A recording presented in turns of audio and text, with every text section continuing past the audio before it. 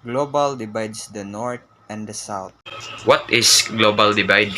Global divide is about the different factors that affect the improvements or advancement of different places all around the globe. There is pre-division before World War I. Distance is no longer problem or issue. Global divide global. North rich and industrialized countries, global south poor and developing countries. The term global divide connotes disparities in income and living condition between the advanced and developing states. To clearly understand how this started, we classified based on the following. First is social economic status, and the second is political characteristic. The first is social economic status.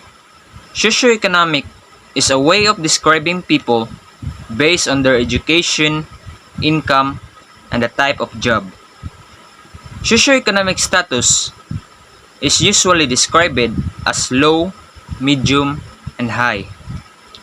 People with a lower socioeconomic status usually have less access to financial, educational, social, and health resources than those with a higher socioeconomic status.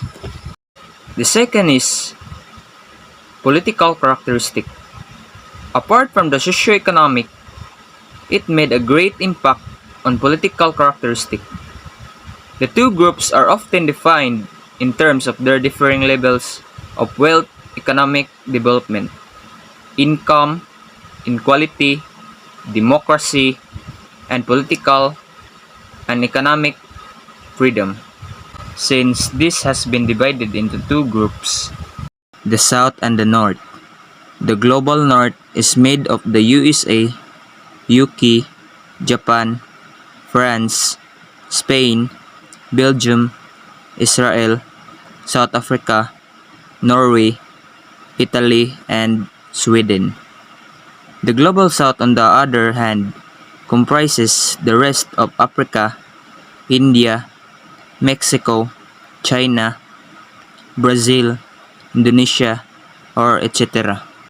more of the details will be discussed by my co-group mates in the next slide. Hello sir, I'm Kadit Kabogo and my topic is all about how did the global develop.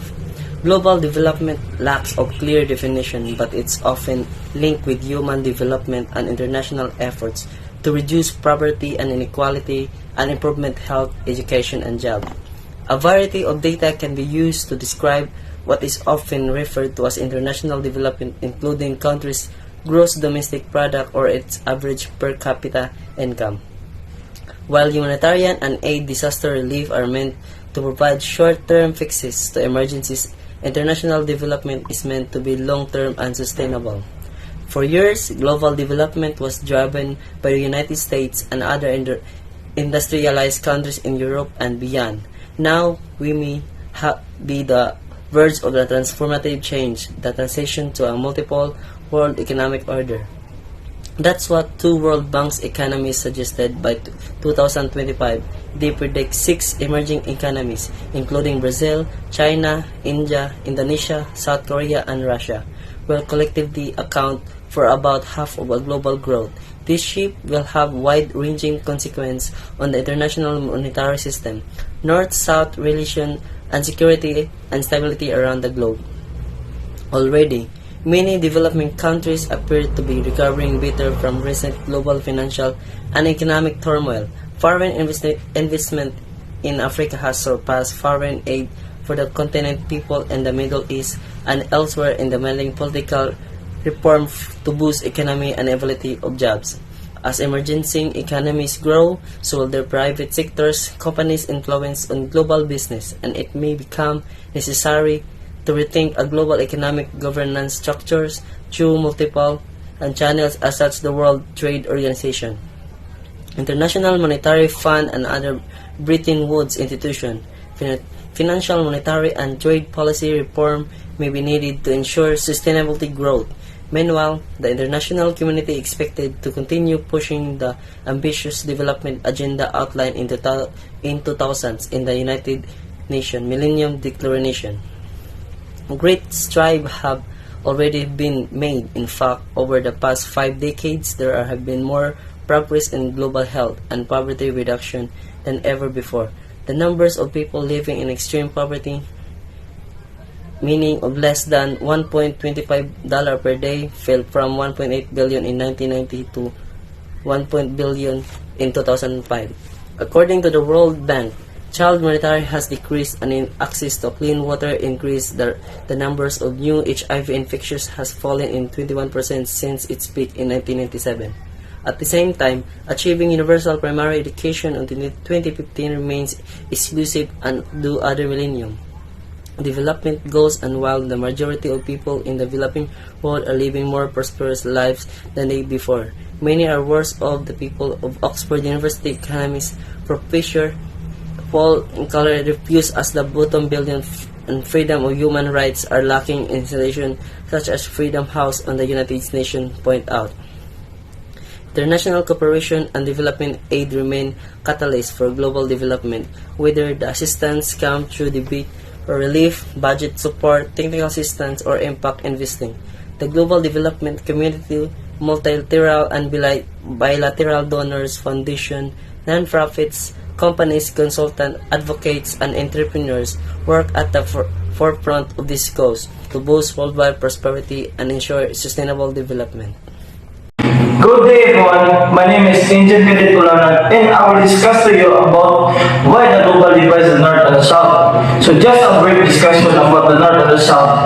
The North represent economically developed societies of Europe, North America, Australia, Israel, South Africa, and among still others. The global South represent the economically background countries of Africa, India, China, Brazil, Mexico are among others. While global or the North countries are wealthy, technological advanced, politically stable, and aging as their societies tend towards zero population growth, the opposite is the case with global South countries. While global or the South countries are agrarian-based, dependent economically and politically on the global North. The global North has continued to dominate and direct the global South in international trade and politics. The main cause of the divide between the South and the North is the industrialization. It means the reduction of manufacturing within an economy. It is a central process in uneven geographical development. The inequality within countries has also been growing, and some commentators now took the global North on the global North and the global South, the South referring respectively to richer or poorer communities which are found both within between countries. For example, while India is still home and the largest concentration of poor people in a single nation, it also has a very sizable middle class and a very rich elite. There are many causes of these inequalities, including the ability of natural resources and different levels, health and education. The nature of the country economy and its industrial sectors, international trade policies, and access markets. The concept of gap between the global North and the global South in terms development and wealth. In 1980s, the broad line was developed as a way of showing how the world was geographically split into relatively richer and poorer nations. They divide the North-South and because realize that the most powerful countries, the most influential countries are in the region of the northern point. That will be all on my part. Thank you.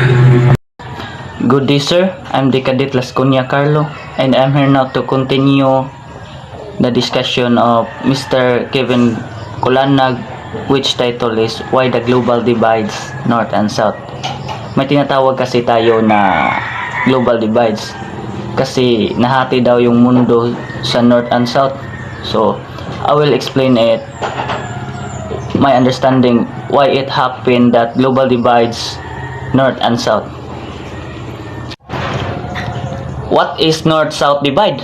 The North-South divide is a socio-economic and political categorization of countries. The Cold War era generalization places countries into two distinct groups, the North and the South.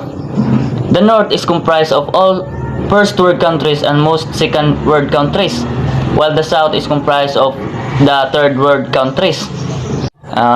First word, ganito kasi yan. I will explain it. The first word, mayaman but democratic, and the second word is mayaman, communist or socialist. Pag di sila pumasok sa dalawa, mayaman or mahirap pero democratic, or mahirap or communist, doon sila sa third word. Kaya the Philippines country is considered as the third world because they are poor countries.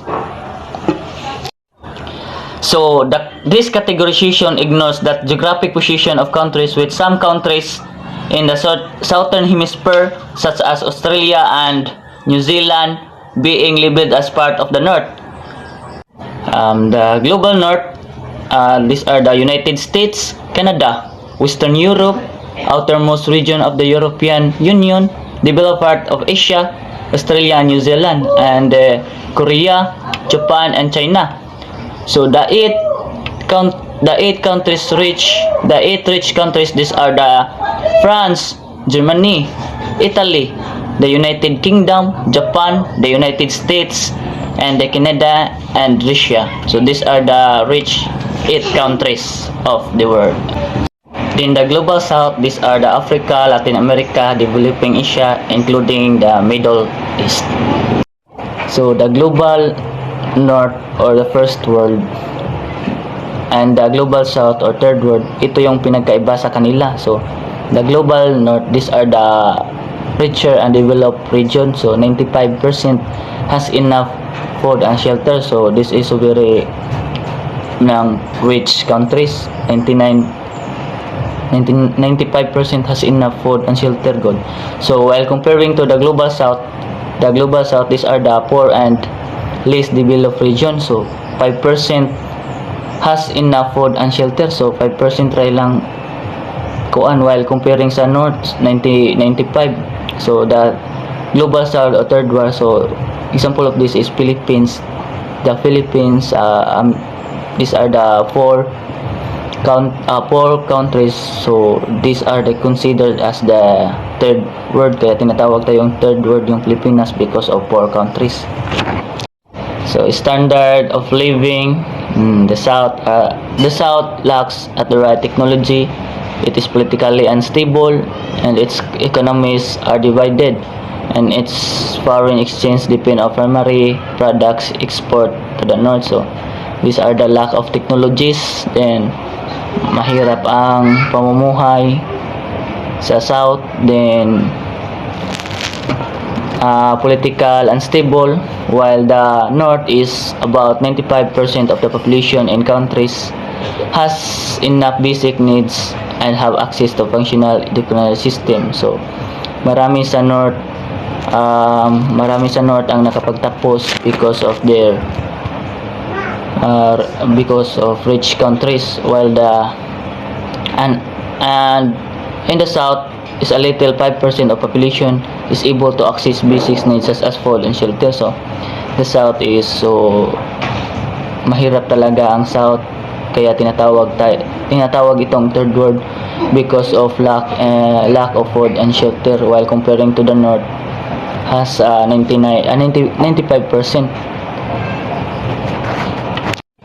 So there are 3 reasons why the world is unequal. So the first is colonialism. So maraming bansa ang naging mahirap because ini-exploit sila sa ibang bansa nung time sa colonialism. And the second is the trade, kasi nung time ng trade, hindi lahat ng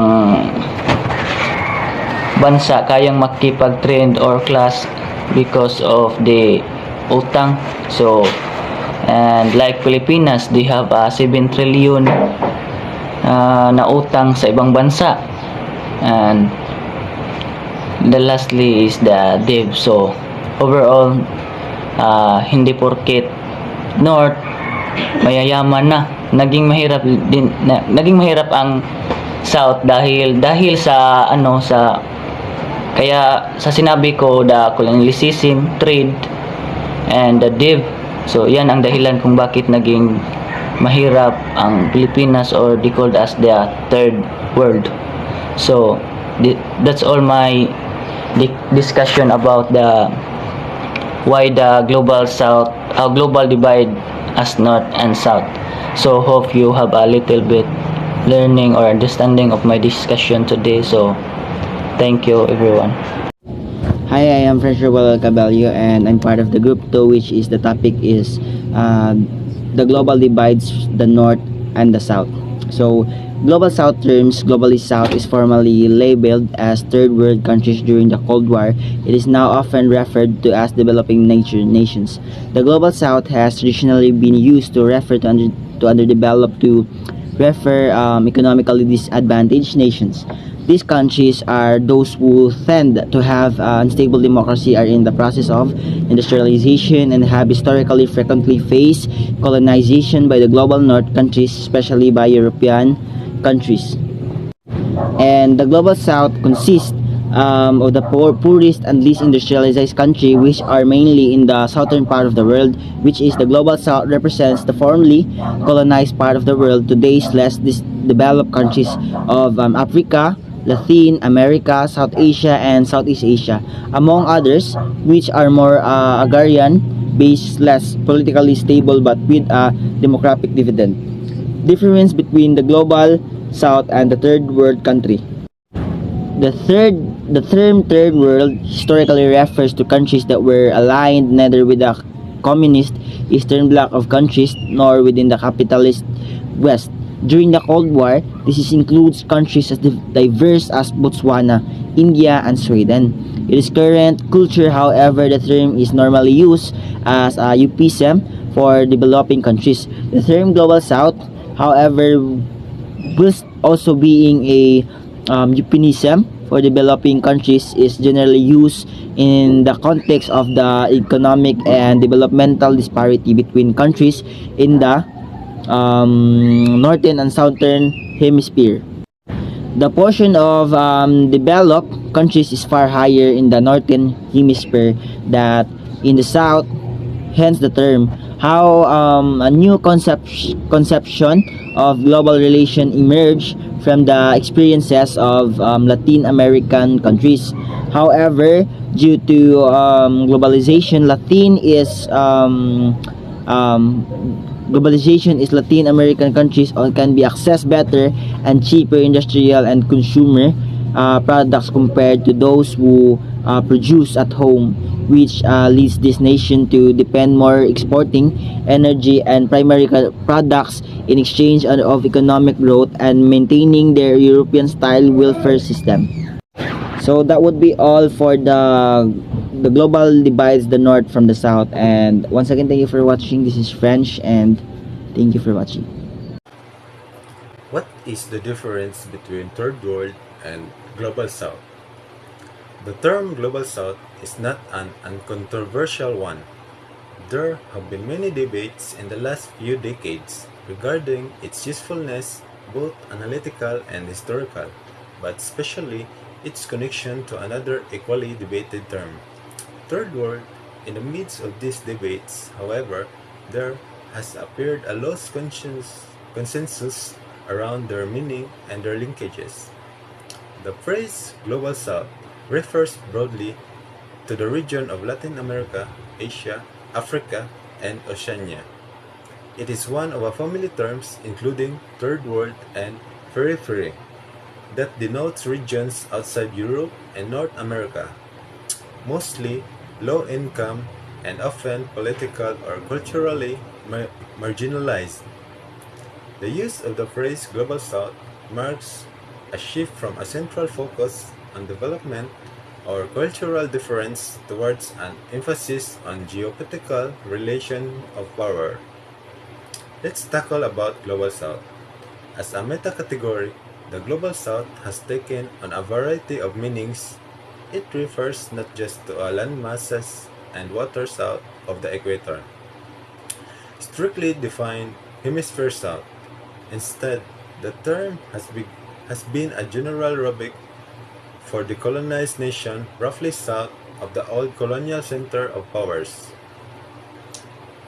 The first references to the South and the United Nations can be traced back to the 1960s after the Cold War.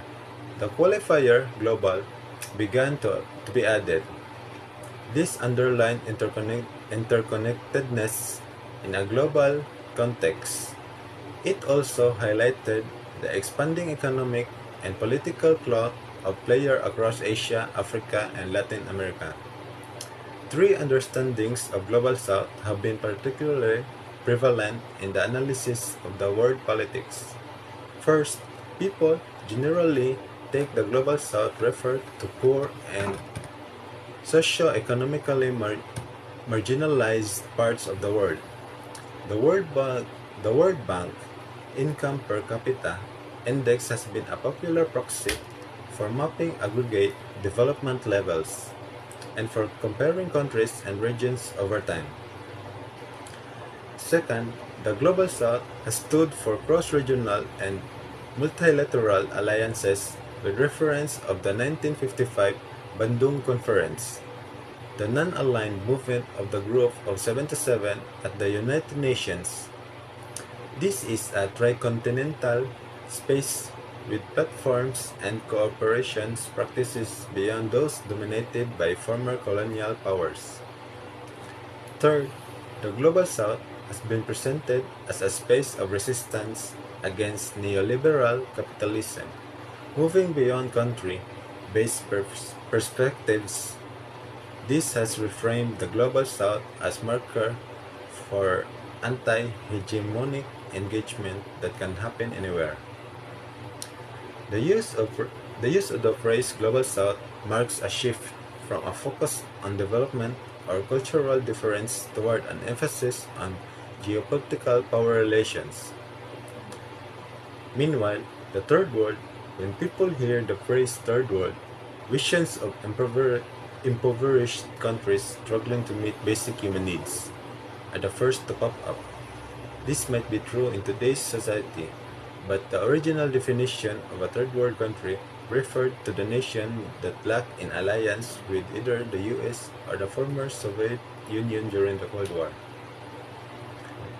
In recent years, the term has come to define countries that have been high poverty rates, economic instability, and lack basic human necessities like access to water, shelter, or food for its citizens. These countries are often underdeveloped and, in addition to widespread poverty, they also have high mortality rates. Third world nations tend to have economies dependent on the economic prosperity of the developing countries, and as a result they tend to have a large foreign debt. A common factor is lack of middle class. Income distribution is made up of impoverished millions and a very small elite upper class controlling the country's wealth and resources. Because of their economies are lacking, these countries generally cannot support their high levels of population growth. The nations often were unstable governments and are prevailed by illiteracy and diseases. Although useful as a description for a selected group of countries, many exceptions makes a geopolitical term seems hugely outdated. For example, Saudi Arabia, as previously noted, is technically a third world country, but it obviously does not meet the qualifications mentioned above. The three words additionally do not take into account the emerging economies of countries like Brazil and India. The phrase has expanded to describe sections of affluent countries that are impoverished compared to richer areas but maybe not so destitute with regard to levels of global poverty. In other words, Global South thus incorporates not only spaces that used to be referred to be before as a third world, but also spaces in the north that are characterized by exploitation, oppression, and neocolonial relations, such as indigenous and black communities in the Western societies, and vice versa. Some spaces that used to be part of the Third World now inhabit an ambiguous political and economical space because of rapid process of modernization and integration into the global economy. What is the difference between the Third World and Global South? So, the term Third World historically refers to countries that were aligned neither with the communist Eastern Bloc of countries nor with the capitalist West. So during the Cold War, this includes countries as diverse as Botswana, India, and Sweden. In current culture, however, that term is normally used as a euphemism for developing countries. The term Global South, however, while also being a euphemism for developing countries, is generally used in the context of the economic and developmental disparity between countries in the northern and southern hemispheres. So the proportion of developed countries is far higher in the northern hemisphere than in the south, hence the term. So global south is a economic term denoting lower income countries. Third world historically denoted countries not politically aligned with the former Eastern Bloc or the West. The terms are not interchangeable. That's all. Thank you. The emergence of global relations in Latin America. What is Latin America? Latin America is generally understood to consist of the entire continent of South America, in addition to Mexico, Central America, and the islands of Caribbean, whose inhabitants speak a Romance language. So here are the factors that led to this integration. The first one is slavery, condition in which one human being was owned by another. A slave was considered by law as property or chattel, and was deprived of most of the rights ordinarily held by free persons. Racism, also called racialism, the belief that humans may be divided into separate and exclusive biological entities called races. That there is a causal link between inherited physical traits and traits of personality, intellect, morality, and other cultural and behavioral features. And that some races are innately superior to others. Poverty is a state or conditions in which a person or community lacks the financial resources and essential for a minimum standard of living. Poverty means that the income level from employment is low, that basic human needs can't be met. The fourth one is in social injustice. Is also the way unjust actions are done on the society. Social injustice occurs in a situation where the equals are treated unequally and the unequal is treated equally. So the reasons of countries underdevelopment. The reasons of countries underdevelopment are dependency, liberal trade, and trade perfectionism. Modern world system is a socio-economic system under systems theory that encompasses part or all of the globe, detailing the aggregate structural result of the sum of interactions between policies. World systems are usually larger than single states but do not have to be global. Asian regionalism. So, what is Asian regionalism? Asian regionalism is the product of economic interactions, not political planning. As a result of successful outward-oriented growth strategies, Asian economies have grown not only richer, but also closer together. Regionalization. is the tendency to form a regions or the process of doing so. When used in opposition to the globalization, this often means a world that is less connected with a stronger regional focus. That would be all. Thank you.